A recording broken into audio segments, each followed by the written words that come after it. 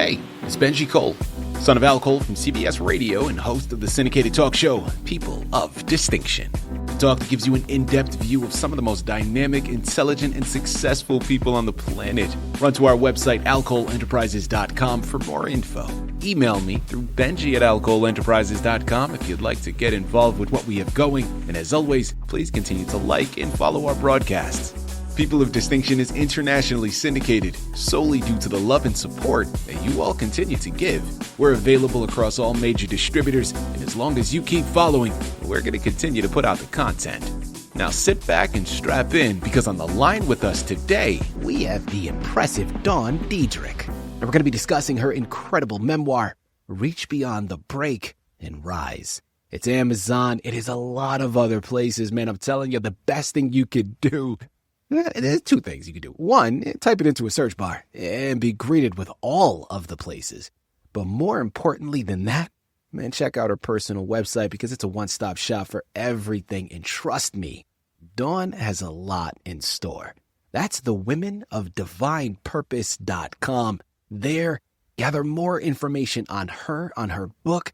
You're going to be greeted with a prayer school that she started. That is entitled Prepare Ye the Way of the Lord Prayer School, as well as her women's ministry, Women of Divine Purpose. I'm telling you, it's a one-stop shop, man. If you do nothing else today, check out the womenofdivinepurpose.com. And I quickly want to take this opportunity and point out the fact that Dawn was brought to us by Author Reputation Press. So for my writers out there listening in, if you've gone through your process, and now you find yourself at a crossroads, man. You find yourself at a precarious position because you've written this masterpiece. You've invested blood, sweat, tears, time. And now you need some assistance moving it.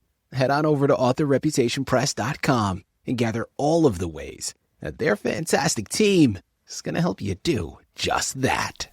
And listen, it is a true pleasure to have Dawn here on the line. People, have you ever felt like life isn't just throwing you some curveballs, but it is actually launching a full-scale assault? Yeah, let's just sit here for a second. Let that simmer and go down your memory, your Rolodex of experiences, because I know I'm not the only one. I know Dawn isn't the only one. You are all out there. You're listening in. You're like, yeah, Benji, that just happened yesterday, brother. My goodness, what happened to me? I tell you.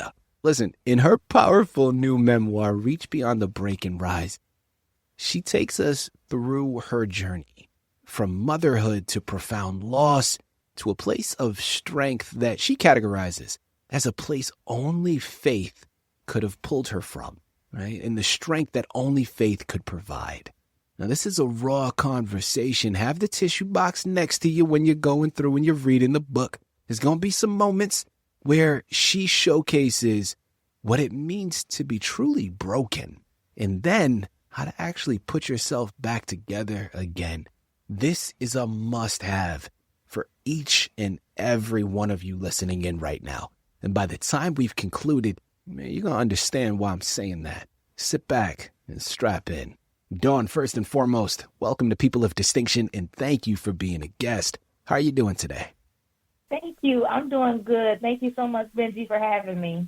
Dawn, listen, it is a pleasure. I think your story is remarkable. Your story is something that, of course, is so personal to you, but is a remarkable education for everyone that is going to be fortunate enough to be privy to it. And we thank you not only for being here with us to discuss it, but first and foremost, for having the bravery to be able to put some of your most intimate, some of your most vulnerable moments on the page and share it. That takes courage, man. That takes bravery. We are able to reap the benefits because of it. So we're looking forward to it.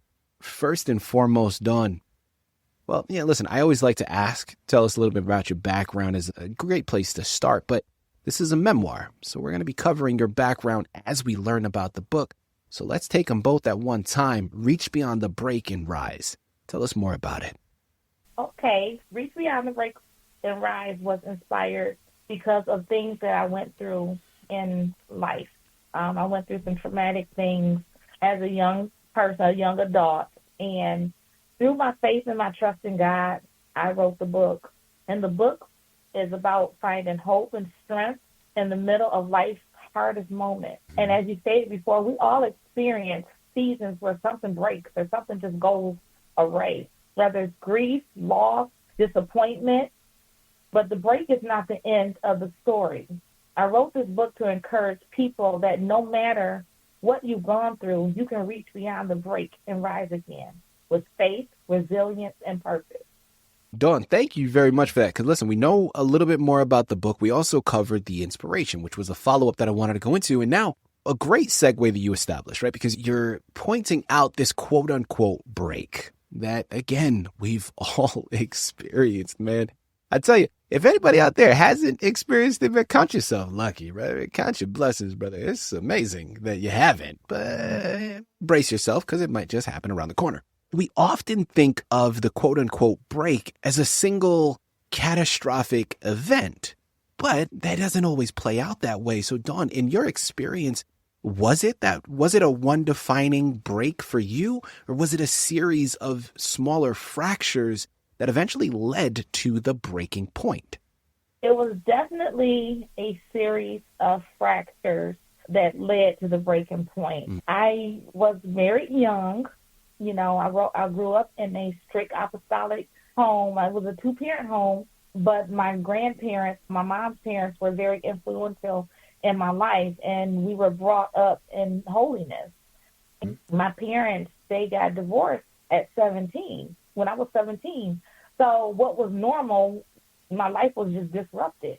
Out of rebellion and hurt and pain, I started hanging with my boyfriend, which ended up being my husband. And I got pregnant with my first daughter when I was 17. And fast forward, my husband started having like high blood pressure issues when he was like 25 years old. He was diagnosed with diabetes as an adult, but he had it probably when he was a teenager and it just didn't know. And so he was hospitalized for a little bit with a blood sugar of 700, and then he got better.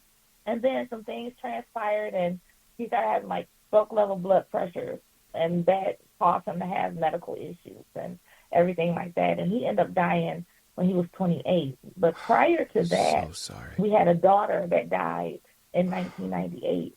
And that was one of the most challenging times in my life where I probably should have been in a mental institution, because what I went through in that whole experience, having a perfect pregnancy, and then finding out like 6 hours prior to me giving birth, there's no heartbeat, and I have to deliver my child. See, this was not a miscarriage. This was a full child. And I had to go through the whole labor, delivery, knowing that she was deceased. The mental break of that, God was the only one that got me through. Because not only that, after she was born, because she died inside of me, I still had to go and make funeral arrangements. I still had to go to a funeral. I had IVs in me when I left the hospital because I had to come back for IV therapy to give antibiotics and things like that so I wouldn't get sick and die myself. And so that whole thing, having to leave the hospital without a child, come back to the hospital, stay a whole another week while feeling empty, feeling broken, feeling like, why would I have to go through something like this? And then also my brother and his girlfriend were murdered in 2008. Goodness. So it was just a bunch of things that I was like, I can't do this. It's like God is the one that carried me through, and those that he put in my circle and my church family and those that checked on me, because not only did I lose a child, I lost a brother and his girlfriend, I lost my husband. I'm raising 4 children by myself now, working, trying to make sure that they have food on the table, shoes on their feet, clothes on their back. It wasn't easy. Dawn, wow. Listen, I said it at the top, how remarkably impressive it was for you to be able to showcase, again, your darkest moments in your life and put that out there for others to be able to see. And although through the research we were able to come across a lot of these aspects, there is nothing like hearing it in the moment, directly from you, that just, oh my goodness, the weight of that. And as a parent myself, there's nothing I think more heartbreaking now that I've experienced being a parent to go through the loss of a child. So I'm going to say it again, first and foremost, thank you for doing it. I think there is going to be so much power and wisdom that others are going to be able to gravitate towards through your words and through your message, through your journey. But I want to ask you something next, man, because I know that this is also something that a lot of us can relate to, especially the believers out there listening in right now. We've all gone through moments of adversity, and on that spectrum of severity, it can only be defined by each one of us individually, okay? So the point here is when we're going through those moments, I think a normal part of it is to be angry, to be frustrated, and ultimately to look up to God and ask the question, why? Why would you put me through this? Why are you punishing me in this way? Or some iteration of that particular message, that anger and frustration. Now, that is universal, and I'm sure a lot of people can relate to it, so we don't necessarily need to go in that so much, but I'm curious to know, for you in those moments, how were you able to continue to stay within your faith and utilize God's assistance through such moments of tragedy to be able, like your book says, to go beyond that break and to rise? And through that, what advice can you offer others that are going through that same frustration right now? One of the advices I can offer is you definitely have to have a relationship with God. Not religion, but relationship, where you're spending time in prayer, in his presence, reading his word, because he said in his word, heaven and earth will pass away, but not my word. So in the day of adversity, I could say, though they slay me, yet will I trust him, because I know that my faith and my trust was in God. And also, when my daughter died, I didn't understand it. I was like, God, I'm doing everything I know how to do to live for you. I'm doing everything. I don't know why this happened, but my pastor, when he was doing the funeral, he said something that stuck out. And he said, God allowed her to leave so someone else can live. And I knew that could have been anybody in the room. But at that moment, I believe that was my husband. The reason why is because at that time, his soul wasn't right with God. And so I believe God allowed her to leave so he can have some more time. And he got himself together before he left this earth. Wow. And I wouldn't have been able to do it without my faith in God, without the people that he put in my life to intercede and pray for me and stand in the gap when I was at my lowest. And I wouldn't have never made it. Like I said before, this is when I probably should have been in a mental institution because it was so traumatizing. And I remember when I first started writing this book, I got to chapter 2, or the chapter where I started writing about my daughter, and I put it down and I didn't pick it up for a whole nother year.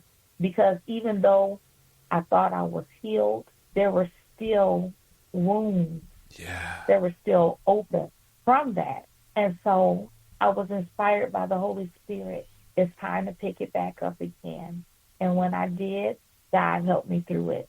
And so I went to grief counseling. I did all those natural things that helped, but it was truly my faith and trust in God that he said, I'll never leave you nor forsake you. I'll always be with you even in the end of time. I'm sure you guys have seen the little pictures with Jesus walking in footprints. And it says, in your weakest moment, I was carrying. So when I couldn't even carry myself, Jesus never left me. And he let me know that. It's almost like he wrapped his loving arms around me. And also when my husband died, I didn't ask why, but I didn't understand. And I wasn't mad at God, but I was like, I just don't understand. Why am I left here to raise these 4 children by myself? Because when my husband died, my children were 10, 8, 3, and 2. And when I asked him, I didn't ask him why, but I just didn't understand why. And he reminded me of his word. And he said, in my word, I said that I would never give you more than what you can bear. Then he spoke to my spirit and said, you don't know how much he could bear. You don't know how many times he was tired of going to dialysis. You don't know how many times he was tired of getting poked. You don't know how many times the pain that he was suffering. And then I said, God, please forgive me. Because 3 weeks before my husband died, we were at his doctor's office, and we were in the lobby, and he cried like a baby. And he said, I'm tired. I'm tired of going to the doctors. I'm tired of getting poked on. And I believe in that moment, I didn't realize it then, but I realized it later on, that he was tired. Yeah. And God gave him rest. Dawn, listen, so many valuable pieces that you just articulated, but one thing that I can't help but mention is the power of perception.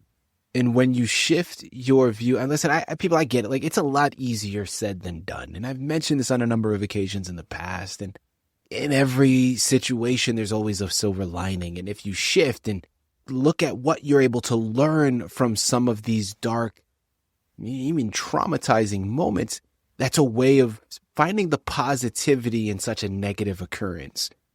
Your words, Dawn, they're a testament to that. And they're so valuable. And listen, like you said, like, it's not just us. So our mind, yes, and shifting perception is part of the way, but that faith is definitely, that's the seatbelt that's going to protect you through that journey. But I love what you just said and the power and the wisdom beyond it. Listen, I had a lot of other questions that I wanted to ask, Dawn. The only other thing that I want to now go into, slightly switching gears here, I would be doing my listening audience a severe disservice if I didn't bring up again your prayer school as well as your women's ministry. Those are just impressive organizations that offer so much assistance, and I know are very proud achievements for you in your life and your journey as well. So please, as we close out, talk to us a little bit more. You can talk to us about each one of the organizations, one of them, but tell us a little bit more about it, where it started, and how others can get involved. I certainly will. I'm originally from Lansing, Michigan, but now I live in Lakeland. But through my adversity, through going through things that I went through, the Lord birthed a women ministry in me, because when I would go to gas stations, and I used to work at WIC as a breastfeeding peer counselor, and I used to go to home visits and help them get their babies latched to the breast and everything. Everywhere I went, it was a woman talking to me about their life, what they were going through, baby daddy drama, and just hurt and pain and everything. And so God had put in my spirit to birth this ministry, Women of Divine Purpose, where women could be healed, delivered, and set free. And so I started that in 2012 till 2015. And then I moved down to Florida, and I didn't do anything with it till 2023. But going back in 2012, what I would do was meet with women once a month, and we would have the whole service, and it was a safe place where people could tell their testimonies and where they would talk, and we would worship God. And so people would realize that they weren't the only ones going through things in life. There was people that look like me, or people that look like different than you, that they're going through things not the same as you, but even sometimes worse than you. And so it became a place where people could come and just be themselves in a safe place, cry out to God, get prayer, get deliverance, whatever they needed.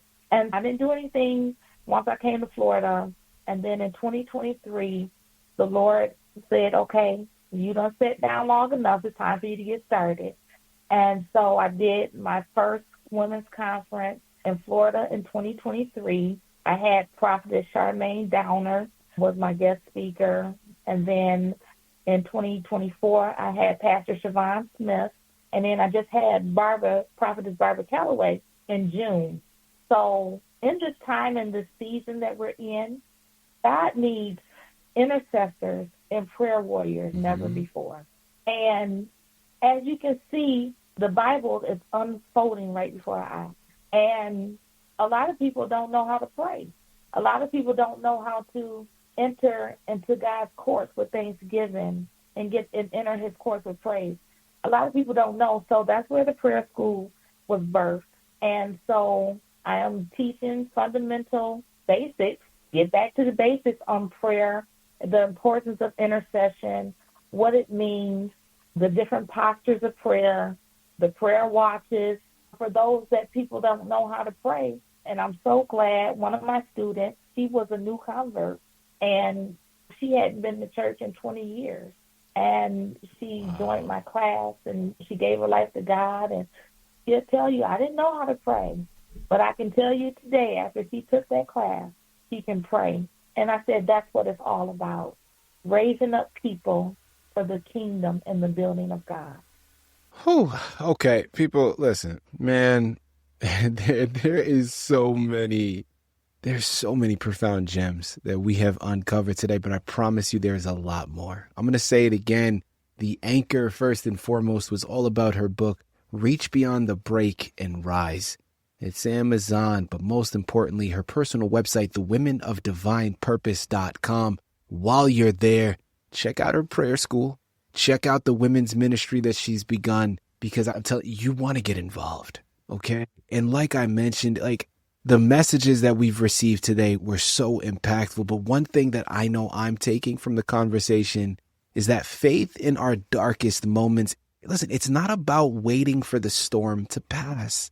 It's about learning to see the rain as a source of growth, learning what you can gather from it to be able to grow and reach beyond, the title says. And it teaches us that a shift in perception, guided by faith, of course, like I mentioned before, perception is so important, but that coupling with faith is really the winning formula here.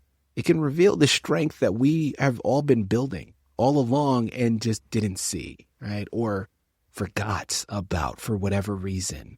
This book is going to put things in perspective for you. So head on over and pick up your copies today. Dawn, thank you. Thank you for showing us how to find the light by changing how we see the dark. And I think that's so important. Continue the fantastic work. And once again, thank you for being here with us to discuss everything through people of distinction. So I talked to Benji, cool. Thank you so much for your time.